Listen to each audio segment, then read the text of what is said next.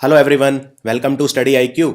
इस वीडियो में मैं आपको 2016 जो कि अब खत्म हो चुका है उसमें यूज किए जाने वाले 16-17 ऐसे शब्द बताऊंगा जो इस साल में सबसे ज्यादा न्यूज में रहे, सबसे ज्यादा पॉपुलर रहे और उनका कारण भी मैं आपको बताऊंगा। तो चलिए शुरू करते हैं। Vocabulary advanced most popular words of 2016। सबसे पहला शब्द है पोस्ट ट्रुथ। इसको ऑक्सफोर्ड डिक्शनरी ने वर्ड ऑफ द ईयर का अवार्ड दिया है, यानी इस साल का सबसे ज्यादा न्यूज में रहने वाला सबसे ज्यादा पॉपुलर वर्ड रहा पोस्ट ट्रुथ। पोस्ट ट्रुथ का मतलब क्या होता है? पोस्ट का मतलब हम जनरली यूज करते हैं कई तरह से। एक तो पोस्ट हम जैसे पोस्ट ऑफिस इस सेंस में यूज करते हैं, और दूसरा पोस्ट का मतलब होता है बाद में। अगर कोई घटना है उससे पहले की चीज हम यूज करते हैं प्री, और बाद में यूज करते हैं पोस्ट। जैसे अगर कोई व्यक्ति मर जाता है, उसके बाद जब उसकी जांच होती है उसकी बॉडी की, तो उसको बोलते हैं पोस्टमार्टम, क्योंकि मरने के बाद उसकी जांच की गई। तो पोस्ट मतलब होता है बाद में। पोस्ट ट्रुथ, ट्रुथ मतलब सच्चाई। पोस्ट ट्रुथ का मतलब होता है जब आप सच्चाई को मानने से इनकार कर देते हैं। फॉर एग्जाम्पल, लेट्स से आप अगर किसी नेता को पसंद करते हैं तो वो आपके दिल से जुड़ा हुआ है। अगर मैं उस नेता के खिलाफ कोई फैक्चुअल चीज आपको बताऊंगा पूरे फैक्ट और फिगर के साथ, तो आप उसे मानने से इनकार कर देंगे। आप उसे मानेंगे जो आपका खुद का बिलीफ है, जो आपका खुद का ओपिनियन है, उस पर आप ज्यादा निर्भर करेंगे रादर देन फैक्ट्स और फिगर्स। इसको बोलते हैं पोस्ट ट्रुथ। दुनिया के ज्यादातर साइकोलॉजिस्ट ये कहते हैं कि ज्यादातर लोग ये सोचते हैं कि वो दिमाग से डिसीजन लेते हैं, लेकिन एक्चुअल में वो दिल से डिसीजन लेते हैं। फॉर एग्जाम्पल, आप अगर इंटरव्यू लेने वाले कोई टीचर हैं और आप किसी स्टूडेंट का इंटरव्यू ले रहे हैं, जैसे ही वो कमरे के अंदर आता है, आप उस स्टूडेंट को देखते ही उसके बारे में एक छवि, एक ओपिनियन अपने दिमाग में बना लेते हैं कि ये अच्छा है या खराब है, और बाकी पूरा टाइम आप सिर्फ अपने ओपिनियन को वैलिडेट करने में बिताते हैं। अब आपने अगर मन बना लिया है पहले ही उस स्टूडेंट को देखकर कि फर्स्ट इंप्रेशन बना लिया है कि ये स्टूडेंट तो बहुत ही बेकार है, मैं इसको सिलेक्ट नहीं करूंगा, तो आपके सामने कोई भी वो अपनी अचीवमेंट्स रख दे, आप उसको सिलेक्ट नहीं करेंगे। ये एक एग्जांपल है पोस्ट ट्रुथ का। मैं आपको इसका लाइव एग्जांपल देता हूं। आजकल विमुद्रीकरण हुआ है, डिमोनेटाइजेशन। अब डिमोनेटाइजेशन का रिजल्ट इंडिया के लिए अच्छा होगा या बुरा, ये कोई नहीं कह सकता, ये सिर्फ समय बताएगा। लेकिन कुछ लोग ये मानना चाहते हैं कि इसका रिजल्ट अच्छा होगा। अब उनको आप कितना भी डिमोनेटाइजेशन के अगेंस्ट फैक्ट और फिगर के साथ डेटा दे दीजिए, वो इस बात को नहीं मानेंगे। क्यों? क्योंकि उन्होंने अपने मन में एक पर्सनल बिलीफ है, उनका एक इमोशन अटैच है कि ये अच्छा ही होगा।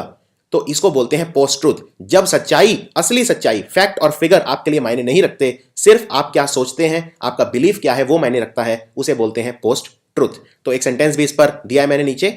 इन this era of post truth politics, it's easy to cherry pick data and come to whatever conclusion you desire. आज का जो जमाना है वो पोस्ट ट्रुथ का जमाना है, जहां पर चीजों को तोड़ मरोड़ कर पेश किया जाता है जिससे लोगों के इमोशन से अटैच हुआ जा सके, और इसीलिए किसी भी तरह की इमेज बनाई जा सकती है उसी डेटा से, उसको सिलेक्टिवली पेश करके। अगला शब्द आपको समझाने से पहले एक फोटो दिखाना चाहता हूं आपको। इस फोटो को ध्यान से देखिए। यह फोटो ली गई है डोनाल्ड ट्रंप, जो कि 21 जनवरी 2017 से अमेरिका के नए राष्ट्रपति होंगे। उनकी चुनावी रैली से, उनका जो इलेक्शन कैंपेन था उसमें से ये फोटो ली गई है। और ये जो अमेरिकी सिटीजन है, इनके हाथ में एक इन्होंने बैनर उठा रखा है। इस बैनर के ऊपर ध्यान से देखिए क्या लिखा है, व्हाइट पीपल वेक अप, यानी कि जो श्वेत लोग हैं अमेरिका के अंदर, जाग जाओ। तो क्या निकलता है इससे? ये व्हाइट सुप्रीमेसी दिखाता है, यानी कि जो व्हाइट लोग हैं अमेरिका में, जिनका नंबर बहुत ज्यादा है, वो ये कहते हैं कि हमारे अंदर एक क्रांति की जरूरत है। तो आइए इसके लिए क्या शब्द है देखते हैं। इस शब्द को बोलते हैं ऑल्ट राइट, और ये भी one of the word of the year का कैंडिडेट था इस बार। ऑल्ट राइट को समझने के लिए थोड़ा सा आपको जो आइडियोलॉजी है उनको समझना पड़ेगा। इस बार डोनाल्ड ट्रंप चुनाव क्यों जीते? इसका एक बहुत बड़ा कारण यह था कि अमेरिका में जो व्हाइट लोग हैं उनका सपोर्ट इन्हें मिला, और व्हाइट लोग अपने आप को बहुत पिछले कुछ सालों में इंफीरियर फील करने लगे थे, क्योंकि जो वहां के राष्ट्रपति थे वो थे ओबामा, और ओबामा थे नॉन व्हाइट। यानी कि ओबामा की जो राजनीति थी वो माइनॉरिटीज और जो दूसरे जो अफ्रो अमेरिकन हैं, हिस्पैनिक्स हैं, उनको अपील करती थी। तो व्हाइट लोग ये बोले कि जिस तरह से जो वहां पर दूसरे अफ्रीकन हैं या जो हिस्पैनिक यानी कि जो लैटिन अमेरिकन वगैरह अमेरिका के अंदर रहते हैं, जिस तरह वो अपने ग्रुप बनाते हैं, व्हाइट लोगों को भी अपना ग्रुप बनाना चाहिए और अपने आप को ज्यादा अच्छे से एक्सप्रेस करना चाहिए। इसीलिए इंटरनेट पर ये लोग बहुत ज्यादा शोर मचाने लगे और डोनाल्ड ट्रंप को सपोर्ट करने लगे। और डोनाल्ड ट्रंप के खिलाफ जो हिलैरी क्लिंटन खड़ी हुई, तो हिलैरी क्लिंटन कुछ भी बोलती तो ये लोग, क्योंकि इनकी जो आइडियोलॉजी है वो बहुत ज्यादा एक तरह से एक्सट्रीम है, एक्सट्रीमली कंजर्वेटिव, यानी कि जो लिबरल्स हैं उनके खिलाफ थे ये। तो हिलैरी क्लिंटन जो है वो थोड़ा सा लिबरल व्यू रखती थी, इसलिए ये बिल्कुल उनके खिलाफ हो गए। फॉर एग्जाम्पल, हिलैरी क्लिंटन ने कहा था, डेमोक्रेटिक जो ओपिनियन था वो ये था कि अमेरिका में किसी को भी गन नहीं रखने चाहिए, क्योंकि हमने देखा इस साल में अमेरिका में गन रिलेटेड वायलेंस की वजह से हजारों लोग मारे गए हैं।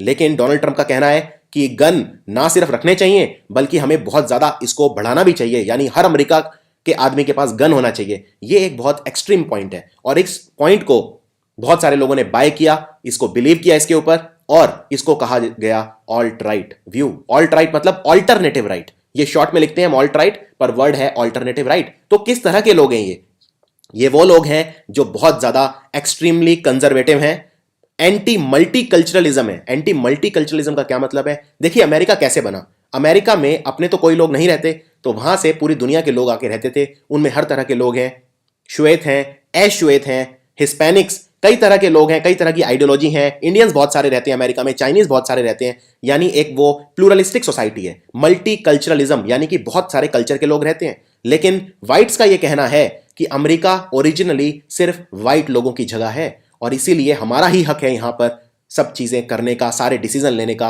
और इस तरह के लोग बनाते हैं एक ग्रुप जिसको बोलते हैं ऑल्ट राइट। तो इनकी रेडिकल आइडियोलॉजी है। रेडिकल मतलब फंडामेंटल, फंडामेंटलिस्ट है ये, यानी फार राइट। इसका मतलब ये अपने जो सोच है उससे अडिग हैं, किसी दूसरे के व्यू को एकोमोडेट नहीं करते। इस तरह के ये लोग हैं और इनकी वजह से डोनाल्ड ट्रंप की भारी विक्ट्री हुई। उसमें बहुत बड़ा हाथ था जो व्हाइट्स हैं उनका। अगला शब्द है एडल्टिंग। एडल्टिंग शब्द को भी ऑक्सफोर्ड ने कहा कि इस बार बहुत ज्यादा यूज हुआ। एडल्टिंग का मतलब क्या होता है? आपने एक वर्ड सुना होगा पेरेंटिंग। पेरेंट्स, पेरेंट्स क्या होते हैं? पर्सन यानी कि नाउन, लेकिन इसको वर्ब की तरह यूज करते हैं, पेरेंटिंग।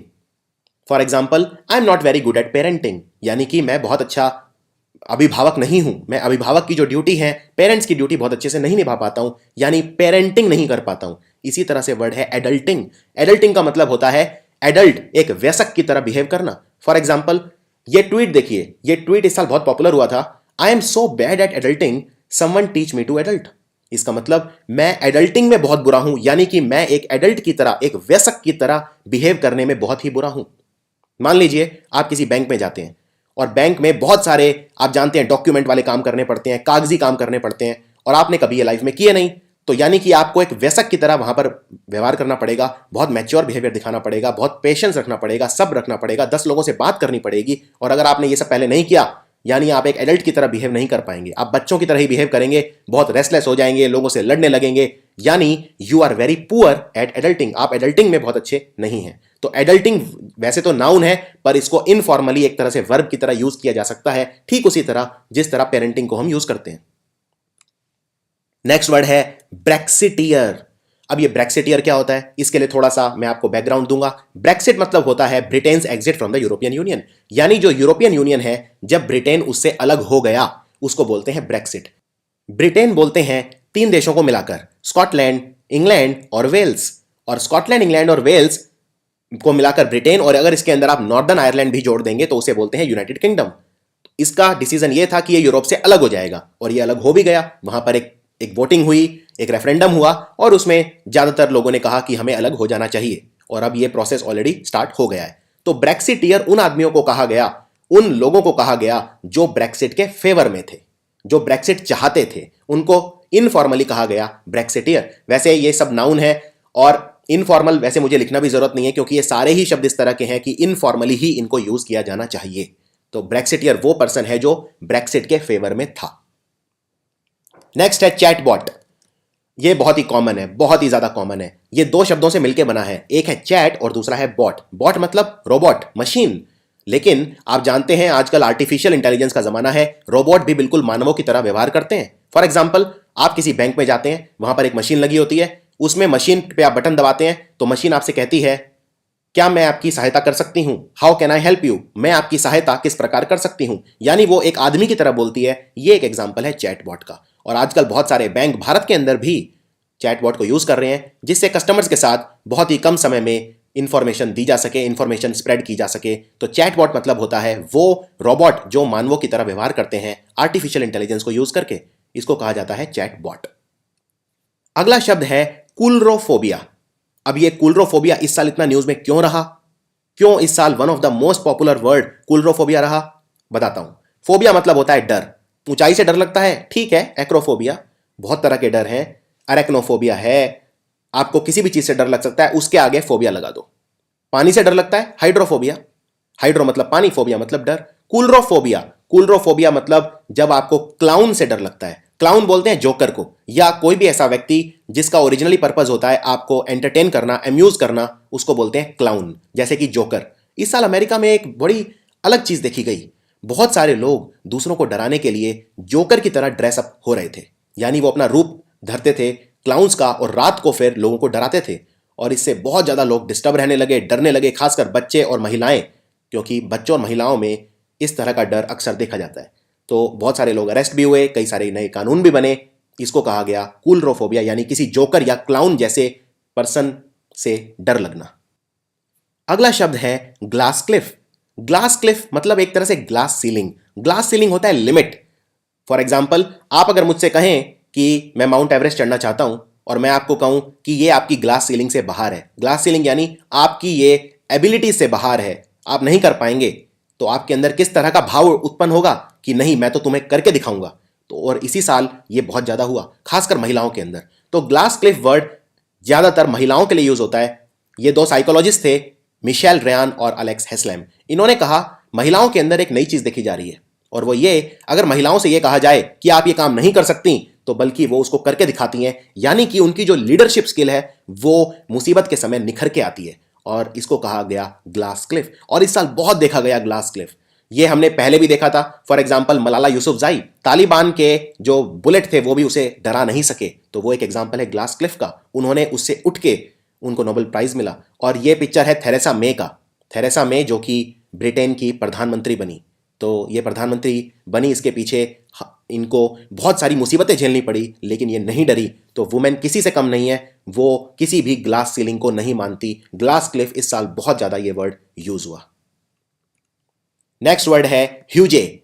इसको लिखते हैं हाइज, बट इसको प्रोनाउंस किया जाता है ह्यूजे। और ये ह्यूजे इंग्लिश भाषा का शब्द नहीं है, डेनमार्क, डेनिश भाषा का शब्द है। और इस शब्द को समझना थोड़ा सा कठिन है। देखिए, मान लीजिए आप चाय पी रहे हैं।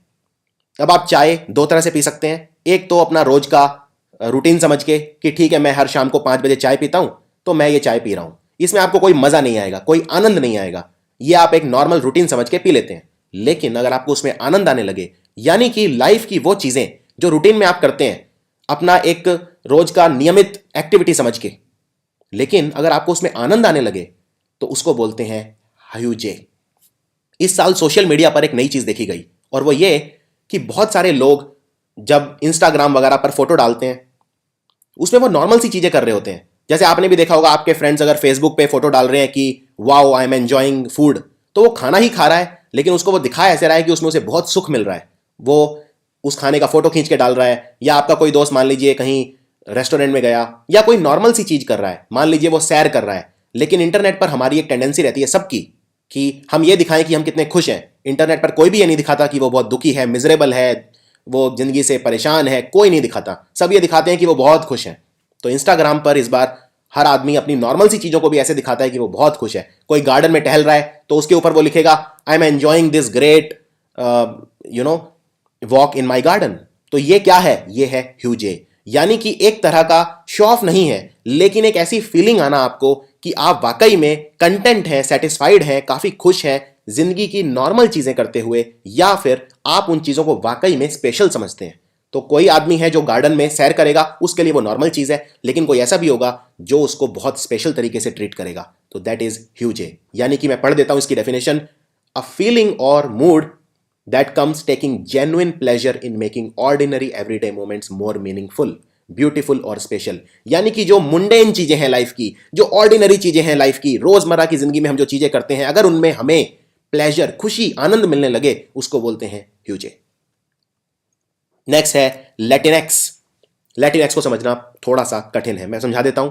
लैटिन अमेरिका बोलते हैं, लैटिन एक स्पेनिश की पद्धति है बोलने की, यानी एक स्पेनिश भाषा का रूप है लैटिन। इसीलिए साउथ अमेरिका को हम लैटिन अमेरिका भी बोलते हैं, क्योंकि वहां पर ज्यादातर देश, वहां पर लैटिन यानी स्पेनिश लैटिन भाषा बोली जाती है। और लैटिन के आगे अगर ओ लगाते हैं मतलब मर्द, और अगर ए लगाते हैं मतलब फीमेल, महिला, तो लैटिनो लैटिनो मतलब कोई मेल पर्सन है और लैटिना मतलब कोई फीमेल पर्सन है। अब इंटरनेट पर ज्यादातर यूज होता था लैटिनो, ज्यादातर लैटिना यूज नहीं होता था। फॉर एग्जाम्पल, मैं किसी से पूछूं आप कौन सा गाना सुन रहे हैं, और अगर वो स्पेनिश भाषा का है तो लोग कहते थे मैं तो लैटिनो गाना सुन रहा हूं, यानी कि स्पेनिश गाना सुन रहा हूं।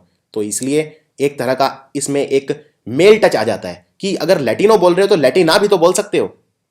तो इसीलिए ये मेल और फीमेल का चक्कर ही खत्म हो गया। अब ना लैटिनो लिखते ना लैटिना, आप लिखने लगे लैटिनेक्स। हालांकि अभी ये शब्द उतना प्रचलन में नहीं आया है, लेकिन अमेरिका के बहुत सारे यूनिवर्सिटी हैं जहां पर ये वर्ड बहुत कॉमन है। अगर आप हार्वर्ड, स्टैनफोर्ड, येल जैसे बड़े यूनिवर्सिटी में जाएंगे तो आप देखेंगे वहां पर वर्ड लैटिनेक्स बहुत ही कॉमनली यूज होता है। हिस्पैनिक्स के लिए, स्पेनिश जो लोग हैं, साउथ अमेरिका में रहने वाले जो लोग हैं, ये जेंडर न्यूट्रल वर्ड है। इसमें कोई पैट्रियार्की वाला सिस्टम ही नहीं है कि हमें सिर्फ मेल को प्रेफरेंस देनी है, ऐसा नहीं है। मेल ना फीमेल, सिर्फ लैटिनेक्स, यानी कि वो व्यक्ति जो दक्षिण अमेरिका का रहने वाला है या दक्षिण अमेरिका में जिसने जन्म लिया है। अगला शब्द है वोक। वोक शब्द एक कंटेक्चुअल वर्ड है। वैसे तो वोक आप वेक का पास्ट टेंस भी बना सकते हैं। अगर मैं 5 बजे उठा तो मैं बोलता हूं आई वोक अप एट 5 o'clock, बिल्कुल ठीक है। लेकिन वोक इस साल बहुत ही अलग तरीके से यूज हुआ। वोक का मतलब जागरण। किस तरह का जागरण? नींद से जगना नहीं, एक तरह से मेरी जिंदगी में एक नई जागृति आई है, उसको यानी अवेकनिंग, उसे बोलते हैं वोक। सो अमेरिका के अंदर एक नई चीज वैसे बहुत सालों से चल रही है, लेकिन जो अब वहां पे जो काले लोग हैं, जो ब्लैक लोग हैं, वो उनके खिलाफ बहुत ज्यादा अत्याचार देखे जा रहे हैं। जैसे पुलिस उन्हें मार देती है, बच्चों को मार देती है कई बार। तो इसके खिलाफ वहां एक क्रांति शुरू हो गई है और इस क्रांति का नाम रखा गया ब्लैक लाइव्स मैटर, यानी कि वो लोग जो अश्वेत हैं उनकी जिंदगी भी मायने रखती है। और इसी के लिए वर्ड यूज हुआ वोक। वोक यानी कि एक नई जागृति, एक नई क्रांति की जरूरत है, एक नई पॉलिटिकल अवेकनिंग की जरूरत है, जिससे अमेरिका में हर व्यक्ति इक्वल फील करे। तो उसको कहा गया वोक। वोक मतलब अवेकनिंग, अवेक या वोकन। नेक्स्ट है सरियल। सरियल को वर्ड ऑफ द ईयर दिया ऑक्सफोर्ड ने नहीं। ऑक्सफोर्ड का वर्ड ऑफ द ईयर था पोस्ट ट्रुथ। सरियल था word of the year by Merriam Webster dictionary, और मैरियम वेबस्टर डिक्शनरी भी दुनिया की सबसे प्रतिष्ठित डिक्शनरीज में से एक है। तो सरियल मतलब क्या होता है? सरियल मतलब होता है कई बार कोई ऐसी चीज हो जाती है जो आपको यकीन ही नहीं होता कि वो हो रही है, यानी नॉट रियल एक तरह से। इसमें रियल मतलब क्या होता है? जो वास्तविक, और सर आगे जो SUR लगा है इसको हम प्रोनाउंस करते हैं सुर। फ्रांसीसी, फ्रेंच भाषा का शब्द है स्यूर, इसका मतलब होता है परे, यानी रियल से परे। यानी मान लीजिए, चलिए आप मूवी देख रहे हैं, लेट्स से आप मूवी देख रहे हैं टाइटैनिक, और आपका दरवाजे पे खटखट होती है, कोई दरवाजा खटखटाता है, आप दरवाजा खोलते हैं और बाहर खड़ा है लियोनार्डो डिकैप्रियो, टाइटैनिक का हीरो। क्या आपको यकीन होगा? आप कहेंगे it is not real, it is like a dream, यानी कि एक ड्रीम की तरह है, एक स्वप्न की तरह है, इसके होने के चांसेस 1 in a million भी नहीं थे और ये हो गया, यानी कि ये रियल नहीं है, ये सरियल है, यानी रियलिटी से परे। श्योर मतलब अबव और beyond. This is beyond real, this is surreal, this is not happening, I can't believe it, this is surreal. Next है रेवेनॉ। तो मैं लियोनार्डो डिकैप्रियो की बात कर ही रहा था और वो आ भी गए यहां पे। इस साल ये वर्ड बहुत ज्यादा गूगल हुआ, और क्यों? क्योंकि इस साल फिल्म आई थी द रेवेनॉ, और ये इसके लिए लियोनार्डो डिकैप्रियो, जिन्होंने अभी तक ऑस्कर नहीं जीता था, इनको ऑस्कर भी मिल गया। तो रेवेनॉ का मतलब होता है एक ऐसा व्यक्ति जो बहुत लंबे समय के बाद वापस आ जाता है। अब ये वापस कहीं से भी आ सकता है, हो सकता है ये 20 साल पहले घर छोड़ के चला गया और फिर वापस आ गया हो। ये वैसे तो फ्रेंच वर्ड है जिसका मतलब होता है वापसी। तो अगर कोई मान लीजिए व्यक्ति लेट से कोई आर्मी में था और 15-20 साल से घर नहीं लौटा है, सबने मान लिया कि वो तो मर चुका है, और अचानक वो घर आ गया एक दिन, तो वो है रेवेनॉ। यानी कि कोई भी ऐसा व्यक्ति जो बहुत लंबे समय के बाद वापस आता है उसे बोलते हैं रेवेनॉ। नेक्स्ट वर्ड है आइकॉन। आइकॉन का मतलब होता है कोई बहुत ही प्रतिष्ठित चीज, बहुत ही ज्यादा जिसको पसंद किया जाता है, जिसके बारे में चर्चा की जाती है, जिसके बारे में बात की जाती है, बहुत ही सक्सेसफुल, उसको बोलते हैं आइकॉन। और ये वर्ड हम व्यक्ति के लिए यूज करते हैं। जैसे अमिताभ बच्चन बॉलीवुड के आइकॉन हैं, सचिन तेंदुलकर भारतीय क्रिकेट के आइकॉन हैं, यानी बहुत ज्यादा सक्सेसफुल हैं, बहुत ज्यादा सम्मानित हैं। और आइकॉन से शब्द बने आइकॉनिक और आइकॉनोक्लास्टिक। आइकॉनिक मतलब होता है कोई ऐसी वस्तु जो बहुत ज्यादा एक तरह से आइकॉन की तरह हो, लेकिन वो वस्तु के लिए यूज करते हैं। जैसे आप ये पेंटिंग देख रहे हैं, ये एडवर्ड मंच ने पेंटिंग बनाई थी, इसका नाम है द स्क्रीम। यानी इसमें आप देख रहे हैं ये भूत जैसा जो व्यक्ति है चिल्ला रहा है, स्क्रीम मतलब चिल्लाना। ये पेंटिंग दुनिया की सबसे महंगी पेंटिंग बनी थी अभी कुछ साल पहले। तो आइकॉनिक, ये एक आइकॉनिक पेंटिंग है। इसी तरह जो मोनालिसा पेंटिंग है वो एक आइकॉनिक पेंटिंग है। यानी इतनी ज्यादा प्रतिष्ठित है कि उसे हर कोई जानता है, हर कोई एडमायर करता है, हर कोई सराहता है। और आइकोनोक्लास्टिक का मतलब होता है वो व्यक्ति जो समाज में पुरानी चीजें तोड़ता है, उसे बोलते हैं आइकोनोक्लास्ट। जो नए विचारों को लेकर आता है, पुरानी परंपराओं को, दकियानूसी विचारों को किनारे करता है, उसे बोलते हैं आइकोनोक्लास्ट। तो आइकोनोक्लास्ट से वर्ड बना आइकोनोक्लास्टिक। तो इस साल ये वर्ड बहुत ज्यादा यूज हुआ आइकॉन, इसीलिए मैरियम वेबस्टर ने इसे one of the word of the year दिया है। नेक्स्ट है इन ओमनिया पैरातूस। इसमें जो ये TUS है, इसको टस नहीं टूस हम प्रोनाउंस करते हैं। वैसे तो ये लैटिन भाषा का शब्द है। इसको कहते हैं रेडी फॉर ऑल थिंग्स, यानी कि मैं हर चीज के लिए तैयार हूं। आई एम इन ओमनिया पैरातूस। और ये वर्ड इतना न्यूज में क्यों आया? क्योंकि एक बहुत पॉपुलर धारावाहिक है, सिटकॉम है, जिसे बोलते हैं गिलमोर गर्ल्स। उसके अंदर ये बहुत ज्यादा यूज हुआ इस साल। तो इसीलिए ये लोगों ने फिर बहुत सर्च किया गूगल के ऊपर, इसीलिए मैरियम वेबस्टर ने इसे one of the word of the year कहा। इन ओमनिया पैरातूस मतलब जब आप हर चीज के लिए तैयार हैं। अगर आप मान लीजिए सेना में जाना चाहते हैं तो आपको हर चीज के लिए तैयार रहना पड़ता है, आपको बहुत सारे स्ट्रगल करने पड़ेंगे। तो हर चीज के लिए you are ready for all things, you should be ready for all things, you should be in ओमनिया पैरातूस। और आखिरी शब्द है फैक्टलेस। यह शब्द यूज किया था अमेरिका के होने वाले उपराष्ट्रपति माइक पेंस ने अपनी एक चुनावी रैली के अंदर, फैक्टलेस। और ऐसा देखा गया पिछले 4-5 सालों में फैक्टलेस शब्द को बहुत सारे अमेरिका के पॉलिटिशियंस ने यूज किया है, इसीलिए यह बहुत पॉपुलर हो गया। फैक्टलेस मतलब होता है जिसकी कोई वैल्यू ना हो। फैक्ट मतलब होता है वैल्यू, यानी कीमती, और फैक्टलेस मतलब जिसकी कोई कीमत ही ना हो। तो ये किस सेंस में यूज करते हैं? मान लीजिए डोनाल्ड ट्रंप और हिलैरी क्लिंटन आपस में लड़ रहे हैं। हिलैरी क्लिंटन ने कोई बात कही, डोनाल्ड ट्रंप को पसंद नहीं आई, तो डोनाल्ड ट्रंप कहता है what you are saying is factless, यानी आप जो कह रही हो, जो आपके शब्द निकले हैं, इनकी कोई कीमत नहीं है, कोई वैल्यू नहीं है, इट इज फैक्टलेस। और इसका बिल्कुल उल्टा हो जाएगा फैक्टफुल, यानी वो चीज जिसकी बहुत ज्यादा वैल्यू है, बहुत ज्यादा कीमती है, बहुत ज्यादा पावरफुल है। तो फैक्टफुल और फैक्टलेस दोनों ही शब्द बहुत ज्यादा यूज किए गए इस साल। तो ये थे 2016 के सबसे popular word according to Oxford dictionary and according to Merriam Webster dictionary. आपको ये वीडियो कैसा लगा आप कमेंट्स में लिख के बता सकते हैं। अगर आपने वीडियो ढंग से लिखा है तो आप मुझे बताइए लिख के कि पोस्ट ट्रूथ का मतलब क्या होता है। Thanks for watching.